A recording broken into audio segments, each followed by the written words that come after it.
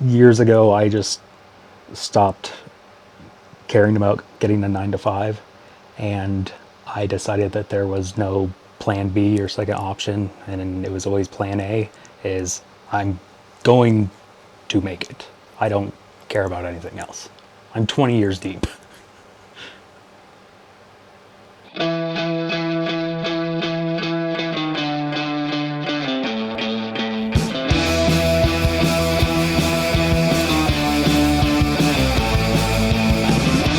How do I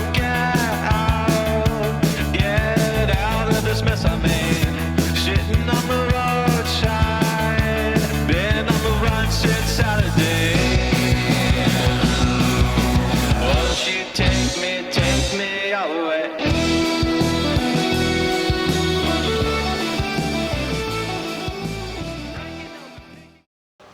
The music scene in Boise is kind of bizarre. We have a strong punk and metal scene, but they're all intertwined. There's 6, 7 bands that are metal and punk. They all have a member from another band in them. It's just like, oh, we're gonna play a show. Grab this and this. Okay, cool. I'm playing 2 sets. This guy's playing all of them.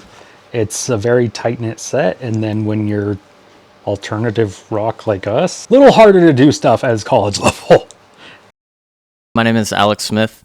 I am a guitarist in college level in Boise. I work on a lot of solo music and just kind of trying to find my sound as an individual. I've since moved to LA in December and trying to get kind of settled in here, and then we're going to see if we can meet some music people down in LA that, branch me into some new territory. So that's kind of the idea.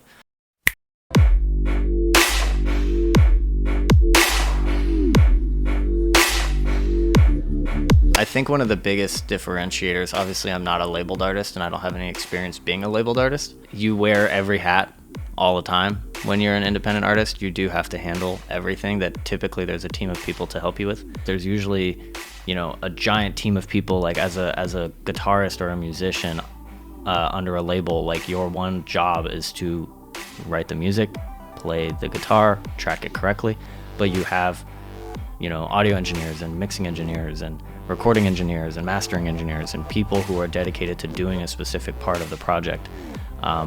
As an independent artist, you kind of have to learn how to do all of that. It's a lot of YouTube. It's a lot of learning how to find your own sound and learn how to do it the best you can with a much smaller, lower budget setup. All I have is like a couple of little keyboards and an interface and a mic and a couple guitars, and it's a much more scaled down setup, but you kind of are taking on the task of learning all of those aspects, or as much of you as you can of each of those aspects on your own.